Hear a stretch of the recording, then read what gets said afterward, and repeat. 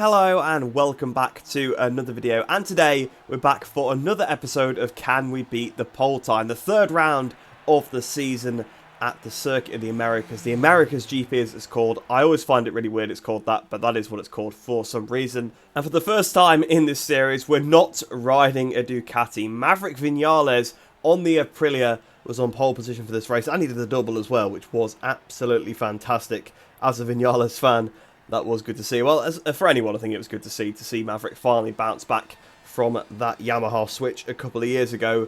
But Vinales did do a 2-minute .864 on Saturday afternoon. I don't know if it's afternoon or morning technically there, but either way, for qualifying, that's the lap time he did. So that's one we have got to try and beat. Now, I have a little bit more confidence going into this episode. We were pretty close in Portimao, and in the comments you guys were saying maybe try and give myself more than 10 laps if I'm that close, and I think I'm going to be able to beat it. So what I decided to do was actually do a little bit of practice before jumping on this, just to actually get up to speed with the bike. And I tell you what, the Aprilia is miles better than the Ducati on this mod. It is ridiculous. It just feels so much better.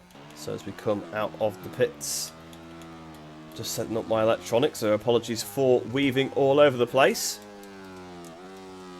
But I am excited to get into this because, like I said, the Aprilia does feel pretty nice.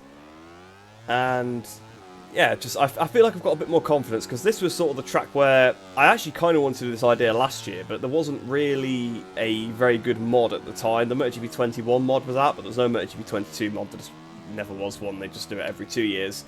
And it was okay, but then some of the tracks are missing as well, and I think I kind of missed the start of the season. I just thought, you know what? I'll maybe try it again next year. But I tested at this circuit. I vividly remember last year doing it on the MotoGP 21 mod, and I was able to beat the time. So that's what's given me a little bit more confidence going into this one as well. It's almost like I've got a bit of a track record at this circuit. And so far, the outlap has been pretty good. Like I said, I have done a few laps, so I have a pretty good idea of where to brake. And actually, usually I'd say this is a disadvantage when I'm hopping on, especially when I hop on the MotoGP game and stuff, for example. But I've not played the game for quite a while, like probably a week or so, which I think actually helps with this series because usually I'm playing completely different bikes, so when I jump on the game I'm expected the bike to respond in a certain way, whereas I haven't this time, so I've sort of jumped on and just reacted to the bike immediately, and I think that has made it a bit easier to actually pick up this Aprilia and see what it feels like. I'm actually using the Vinales riding style as well for this video. It's purely visual. The riding style won't make any difference. Well, I'm fairly certain it doesn't make any difference. So we'll see how that looks in sort of the thumbnail and actually once we're going around the track. But we've done most of the outlap, but it's been pretty clean. Like I said, the bike it just feels like it's got a bit more front end. I can trust the front a little bit more. Maybe it's, you know, part of the circuit. I mean, I suppose there's a lot of hairpin style corners at this circuit, but there was also a lot of Portimao and a couple at Sepang as well, which were catching me out. Those were the biggest problem corners. I know where to watch out for on this circuit. It is mainly I'd say it's mainly the hairpins, but the hairpins kind of allow you to roll through them, so they're not too bad.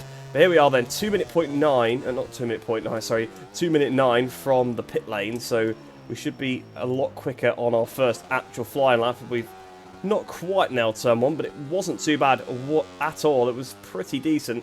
Turn 2, however, not as good. I think I did say in the previous video that you have to watch out for turn 2, but it actually seems like that's not an issue on this mod. It was just the MotoGP 21 mod that had that issue where the bike sort of bottomed out through there.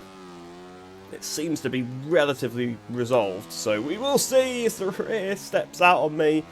That's the engine braking. I've changed the engine braking slightly for this episode compared to the previous ones, which I think helps pull the bike down a bit more, but obviously the problem is that it also makes the rear come around a bit more, so you have to be very careful when you release the throttle and extremely careful on those downshifts. You've got to be very, very precise with them and be a little bit slower than I tend to go. But at the minute we are 6 seconds underneath the time, so that would put us on course for a 2:03. So yeah, not amazing. We're going to have to do a bit better than that one to beat the 2-minute .8 that Vinales did.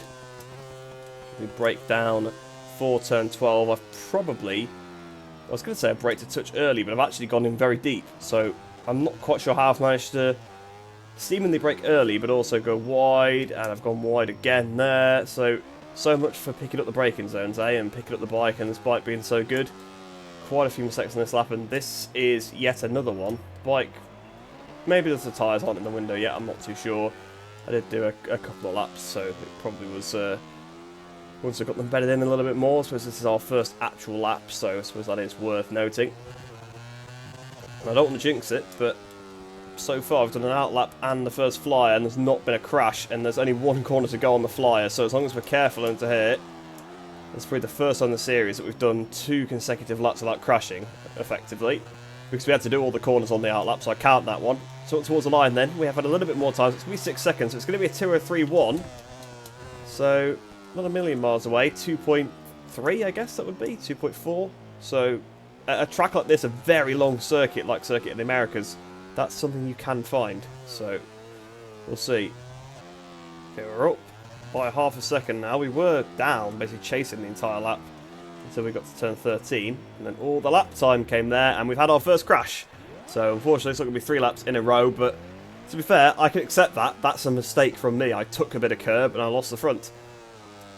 Whereas so often in this series, I have crashes that I just cannot explain what I did wrong, or it just makes me lose confidence in the bike, and then you probably see after that the lap times go slower. Whereas I kind of trust the bike here, which I think is going to also be a pretty big factor in the lap time that we can do. So we'll have to see. Lap 2, obviously a bit of a bus. In fact, you can see, I was about to say at least we were quicker in a couple of sectors, but you can see we actually weren't quicker in any sector unless we do in the last sector up towards the line. No. So no improvement at all on lap 2. Seems to have counted my first lap, the outlap as well, so I'll remember that, and I will go to lap 11. I mean, I may keep going, because I know you guys did suggest that, but I feel like because I already did my practice laps to begin with, that kind of makes up for that. Sorry for the silence throughout this lap, but I've just been sort of trying to concentrate. I can see we're a decent bit under. We go out the last corner, 1.7 seconds. So that's a decent improvement, a big chunk better. Sort of towards the line then, 2 minute 1.3. So that puts us in range of about half a second. So we only need to find 0.5 more, which is still a lot to find. But this would be the track where you'd want to find it, that's for sure. It's the longest track on the calendar. Well, actually, I think Silverstone is technically longer, but the average speed is just a lot higher at Silverstone. I did see that I was briefly 0.4 under there, so I kind of bottled that one, I think. Messed up the S's. So it does show the time is there, because even in like a corner I found that much time. And all of a sudden we are under again by a tenth of a second.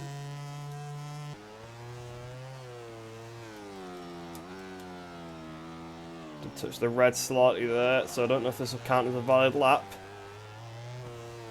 Well, I suppose in real life it wouldn't, so maybe we shouldn't count it either.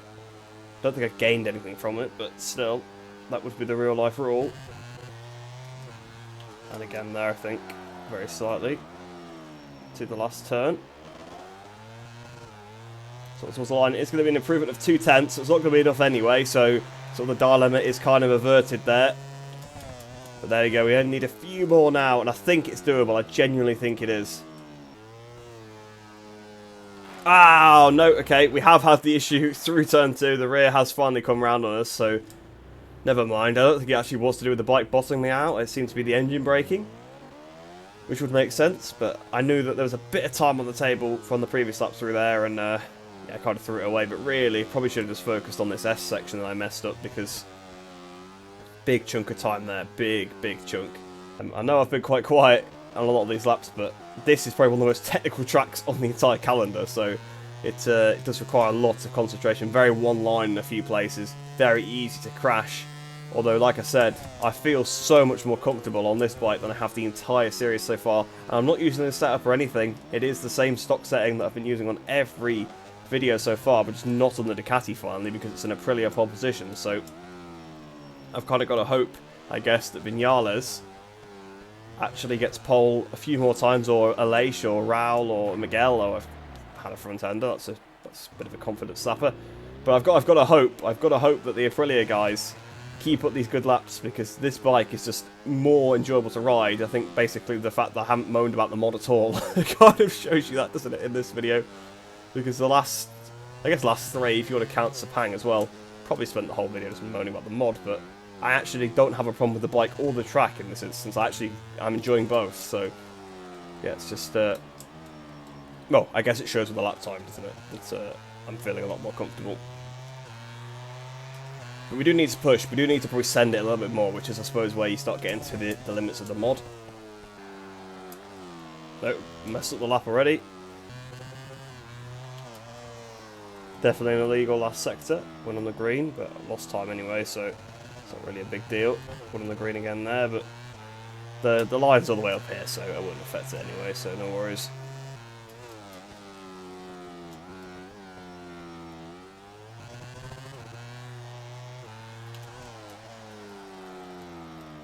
Oh no! No! You're joking me! No! That was enough! That was enough! All I had to do was the last corner! Oh, damn it, damn it, damn it! Ah! Oh, that was the lap. That was the lap. I was really feeling that. I knew I couldn't sort of relax into the last corner because I'd probably lose a couple of tenths, so I tried to push in there and I did the opposite. I ended up crashing. And, that's so frustrating. So frustrating. But I didn't feel like I was doing anything silly, you know what I mean? I felt like I think I carried more speed to the penultimate turn as well, maybe. That possibly did it there. So I don't feel like I did really anything different there. Aside from the fact that the penultimate corner probably wasn't as good. And I guess I got to the apex, whereas I didn't on the other lap. But either way, I had a couple of minutes to calm down, so hopefully I can try and improve on this lap. This lap has not been the one at all. Apparently I was actually slightly under in Sector 1, but it's been pretty abysmal. And I can't bottle this again, because I had the lap. I actually had the lap because I did the whole lap. I lost the front into the last corner. At least on other times where I've had maybe a good enough lap time, it's like, well, I crashed halfway through the lap and my ideal sectors together. I'd done the work, I'd done it, I just messed up the braking the last turn. I didn't even really feel like I made a mistake, but I guess I did. And this lap has been just shocking. This has been a shocker of a lap. Absolutely terrible from the outset, really. And that just really takes the cake, doesn't it, with that one. So, there we go then. We've got one more shot at this, and I hate it. I hate having to come down to these one last shots because it puts all the pressure on, but the thing is, for once, usually, it's I haven't got enough time, so I have to send it, whereas here it's like, I just need to keep the lap tidy.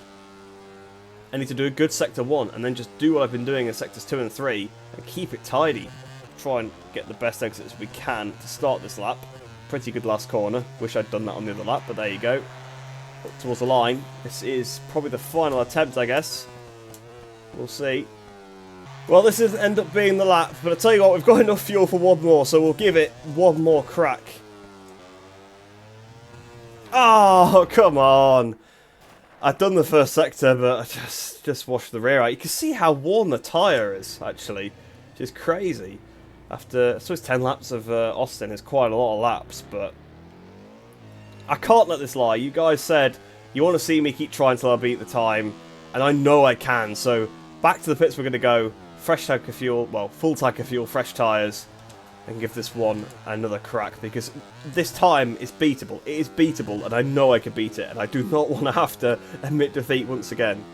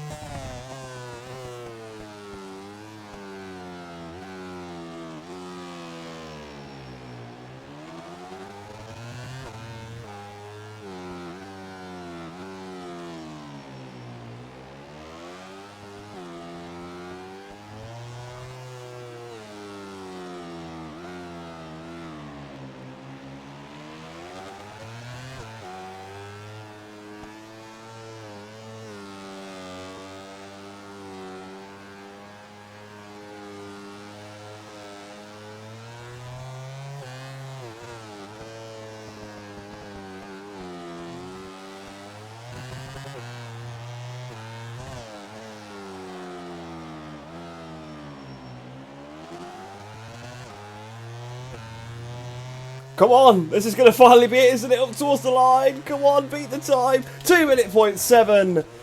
There we go. We beat it by 1/10 of a second, I think, in the end there. But that took me 18 laps. Ignore the fact, obviously, it says 19. In fact, actually, take 2 off. Say it took 17 laps, because I had to do 2 out laps on that one. So, yeah, it's taken me quite a while, but get in there. Finally, then, it is now, for this series, 2-1. So we have finally beaten it. And I think you guys are right. I'm just going to keep trying it. Obviously, I think once it gets past a certain point, I think if I went past 20 laps, maybe that would be a bit ridiculous. But, and yes, I know it's a bit convenient because I was getting up towards that. Because we're getting towards a full-length race at that point. So it's a good 40 minutes or so. So, yeah, you don't want to give yourself too much time. But I'm pretty happy that I've managed to do it in the end. I'll tell you what will be worth looking at, though. I'm going to have a look at my ideal time to see what it is. These are the whole laps. Ideal lap time, 2:02. So actually not quite as fast as I was expecting, I'm not going to lie. But there you go then. That is the first one we have managed to beat in this series. I hope you guys did enjoy that one. If you are new to the channel, please do like the video and subscribe because it really helps me out. And of course, it is a win-win for both of us as you get more bike game racing content in your subscription feed. And of course, with MotoGP 24 coming out in just a couple of weeks now, I'm going to be trying to hit the channel as hard as I can to get a bit of momentum up running through that game and try and keep some sort of schedule together because the game really does look quite promising. And if you're interested in that, then this is definitely the place to be. But like I said, I hope you did enjoy that one. Hope you enjoy the rest of your day. Hope you're staying safe, and I shall see you in the next one.